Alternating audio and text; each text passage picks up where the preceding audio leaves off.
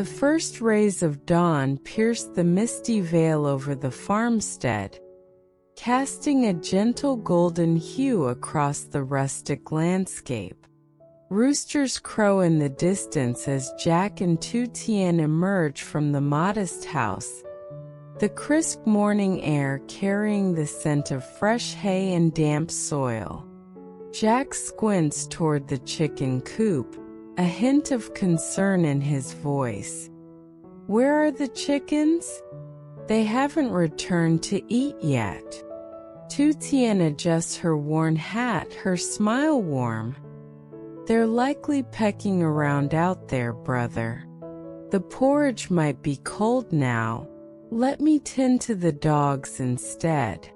Jack nods, grabbing a watering can. "Go ahead, I'll hydrate the vegetable patch." She fills bowls with grain, watching the pups eagerly devour their meal. "Look how strong they've grown. They've mastered eating rice," she exclaims with a chuckle. Jack sprinkles water over the thirsty plants, adding, "Eat up, little ones, stay healthy." Their morning routine shifts to the coop, where Tutien peers inside. "I'll check for eggs. Can you fetch the basket from the house?" Jack returns with it just as she gasps. A whole batch of chicks has hatched. His eyes light up. "That's a treat to see. Let me grab a cover to gather them." He carefully corrals the mother hen while Tutien counts. 9 chicks already. Spotting another nest, she calls, "There's more hatching up there, plenty of eggs." Jack drapes a cloth over it. "We'll need feed for these youngsters. I'll pick some up later." Tutien nods, retrieving a lid. "This one's still incubating. Let's tidy it tomorrow." The coop hums with life, hens clucking and chicks peeping, a lively soundtrack to their efforts. Heading back, Tutien's expression turns pensive. "I'm worried, brother. With so many chickens and dogs, I should stay here." Jack pauses. "How many chicks did you count?" 9, she replies. "And the dogs are multiplying. Someone needs to stay. My leg's healing, so I'll manage." The sated dogs sprawl on the ground, napping peacefully. Inside, she insists, "Wash your hands, brother." Jack complies, then sits her down. "I was thinking of hiring help. The black dogs do soon, and it's a lot to handle." She shakes her head. "I'd feel guilty leaving. Your friend entrusted me with this. But I'm better now, and it's calm here, so I'll stay." Jack reaches into his bag, pulling out a sleek smartphone. "I brought this when those thugs lied about my accident. It's for you to reach me easily. Let me set it up." Tutien's eyes widen. "I've never used one. Will you show me?" He unwraps it. "This color fits you. I'll save my number. Call anytime and I can see you. It's like a digital world." He snaps a photo, setting it as her wallpaper. "Look, I'm right there when you open it." She giggles. "How about your mom?" Jack grins. "I'll set up Facebook or Zillow for video calls." His phone buzzes. His mom. "Yes, Mom. We're coming for dinner." Hanging up, he turns to Tutien. She's waiting. "Join me." She declines. "I'll sort the farm and visit later." Reluctantly, he agrees. I'll be back tonight. Rest and call if needed." With a wave he departs, leaving the gift of connection behind. At Jack's family home, the kitchen hums with activity as his mother stirs a fragrant stew, the rich aroma of spices and rice filling the air. She glances at the clock, her brow furrowing with impatience. Why are they taking so long? The food's ready and the table's set. Where are Jack and Tutien? She mutters, adjusting the heat on the stove. The front door creaks open and Jack steps inside, his shirt dusted with farm soil. "Mom, I'm back," he calls out, a tired but relieved smile on his face. She turns, her eyes searching. "Where's Tutien, son?" He sighs deeply, kicking off his shoes. "She's still at the farmstead, Mom." Puzzled, she sets down her ladle. "Why didn't she come along? Is something wrong?" Jack heads toward his room. "I'll explain after a quick shower. Give me a moment." Refreshed and in clean clothes, Jack rejoins her at the dining table, his eyes widening at the spread of dishes. Steamed fish, stir-fried greens, and a steaming pot of soup. "You've outdone yourself. There's so much food." His mom chuckles, serving him a bowl of rice. "I thought Tutien would join us today. Are you hungry?" Jack nods eagerly. "Starving. I took her to the farm this morning. She's worried about the workload. A new batch of chicks hatched, and several nests are still incubating." He pauses, sipping water. "I suggested she stay here for safety, but she's deeply attached to the farm. I respected her decision and plan to hire someone to help out." His mom nods thoughtfully, dishing out more vegetables. "That poor girl, she's so used to that rustic life. Moving here must feel like stepping into a different world. She's probably overwhelmed and a bit shy around us." The conversation takes a serious turn as she asks, "How's the police investigation progressing?" Jack leans forward, his tone steady. "We went to the station today to verify the incident. 4 of the thugs are in custody, but the ones pulling the strings are still out there. The court will handle the next steps." A shadow of worry crosses her face as she sets down her spoon. "That's unsettling. Leaving Tutien alone at the farm could be risky." Jack rubs his temples. "I know, Mom. Work's keeping me busy and I'm torn. Maybe hiring a bodyguard would work." She brightens. "That's a wise move. Contact a security firm and see what they can offer." He agrees. "I will. She's got enough supplies for now, but her leg isn't fully healed yet. I'll check on that too." His mom serves another helping. "Eat up, I made extra expecting her." Just then a colleague, Hwin, arrives, her briefcase in hand. "Good afternoon. I've already eaten, thanks." She declines the food with a polite smile. Jack's mom insists, "No pressure, but sit and chat with us." Hwin pulls up a chair, updating. "I've been on the job a month now, settling in well.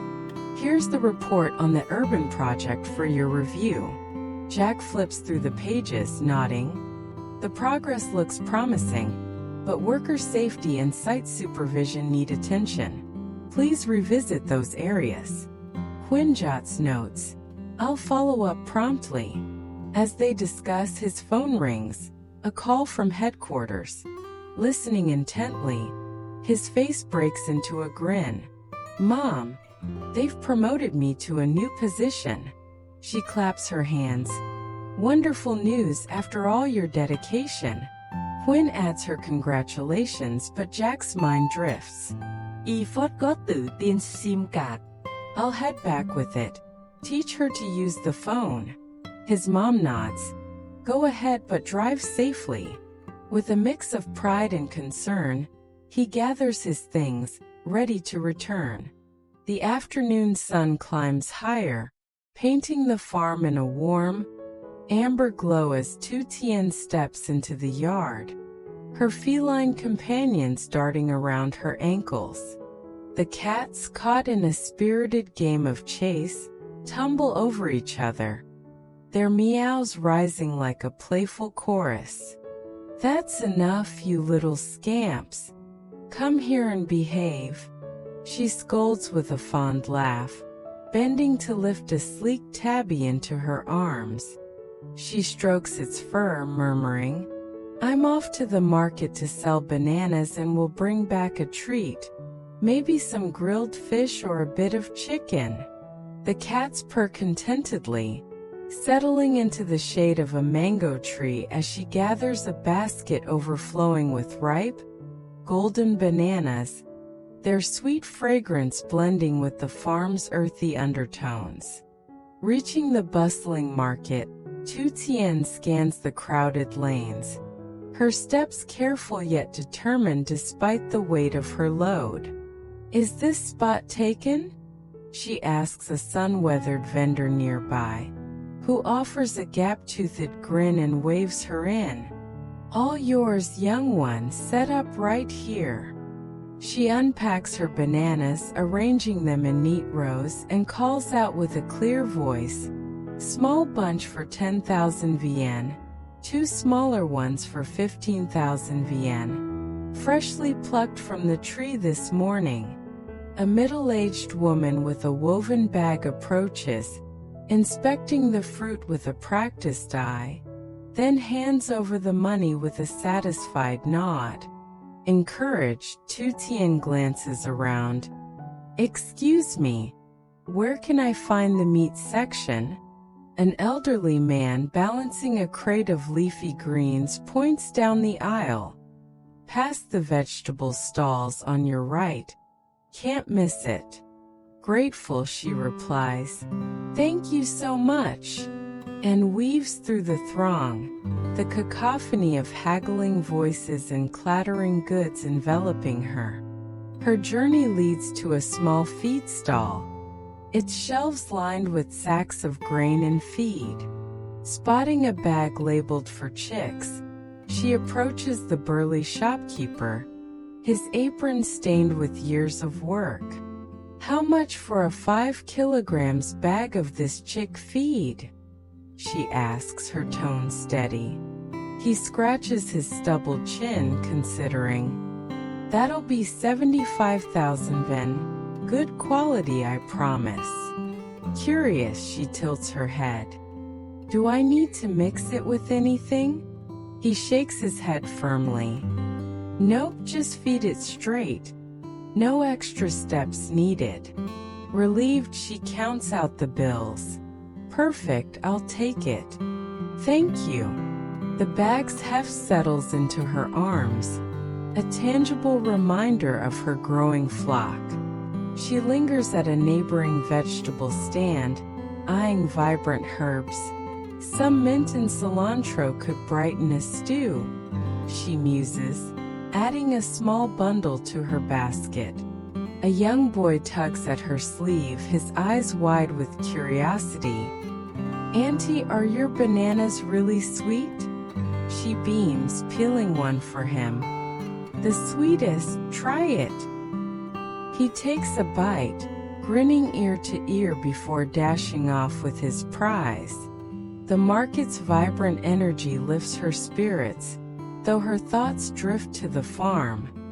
Chicks peeping in the coop, dogs barking in the yard, and the quiet duty she's taken on. At a meat stall, she negotiates with a jovial vendor. "Pork bones for a dog stew, how much?" He chuckles. 20,000 VN for a generous pile. She nods, stowing them away, already envisioning a hearty broth. Moving to a fishmonger, she selects a shiny mackerel. "This for the cats," she decides, adding it to her haul. At a spice stall, she pauses. A pinch of chili might spice things up. Grabbing a small packet, the load grows heavy, but her resolve strengthens with each purchase. "I can handle this," she whispers to herself, stepping into the softening daylight, the farm's pull growing stronger with every step. The sun sinks lower, painting the sky with hues of orange and pink as Jack's car bumps along the dirt path to the farmstead, his heart thudding with a mix of excitement and nerves. Tử Tiên, Tutien, he calls, stepping out into the quiet, but only the rustle of leaves answers. He settles onto a weathered bench, gazing across the fields, his fingers tapping a restless rhythm. She must be at the market, I'll wait it out, he murmurs, his mind racing. His eyes catch a familiar car parked nearby, stirring a distant memory of a past visit. Moments later, her voice pierces the silence. Brother! He turns, relief washing over him like a wave. Tử Tiên, I've been here a while. This place looks so sturdy. Who does it belong to? She adjusts her overflowing basket, smiling softly. I sold some bananas and picked up chick feed. It's been a busy day. Jack's face lights up, unable to contain his joy. I've got incredible news. I'm being promoted. Tutien's eyes widen, her mouth forming a surprised "Oh, really? That's fantastic. Congratulations." He beams, stepping closer. Years of hard work have finally paid off. I couldn't wait to share it with you. She gestures toward the house. Come inside, let me get you some water. They settle at a small table, and she pours a glass, sitting beside him. I saw your car and knew you were here. Bananas sold out fast today, and I got bones for dog porridge, feed for the chicks, and a few extras. Jack nods, impressed. You've done amazingly. Here, I brought your SIM. Let's get your phone working. He pulls out the device, sliding the SIM into place with practiced ease. This activates the network. I've added a data plan. Call me on Messenger or Zalo to see each other live. She rises, retrieving the phone from a shelf, still nestled in its box. I wasn't sure how to use it, so I kept it safe up there. Jack chuckles. No trouble at all, I'll walk you through it. Use this tool to pop the SIM tray. It's tiny but clever. He hands her the charger. Keep this for when the battery dips. Testing it, he dials his number. Can you hear me? She nods, a smile breaking through. Yes, loud and clear. He sets up a Facebook account, typing carefully. Let's name it Lytutien. It's a gradual process, but it'll connect us anytime. He shows her the screen, guiding her through the basics. The room grows quiet, the air charged with unspoken tension. Jack's heart pounds, his palms damp with sweat. Taking a deep, steadying breath, he turns to her, his voice trembling slightly. Tutien, there's something I need to say. I love you. This phone, my visits, everything. It's all because of you. Her breath catches, her cheeks flushing a deep pink as she whispers, Jack. He reaches into his pocket, pulling out a delicate locket, its surface engraved with their intertwined initials. This is for you, he says softly, offering it with a shaky hand. Leaning in, he brushes a tender first kiss against her lips, the world narrowing to that fleeting electric moment. She pulls back, startled but smiling. I didn't expect this at all. He takes her hand, his grip firm yet gentle. I've felt this for a long time. Will you let me stand by your side? The farm's distant sounds, chicks chirping, dogs barking, fade into the background as they share a quiet, transformative embrace, the locket gleaming in the dimming light, a symbol of their new beginning.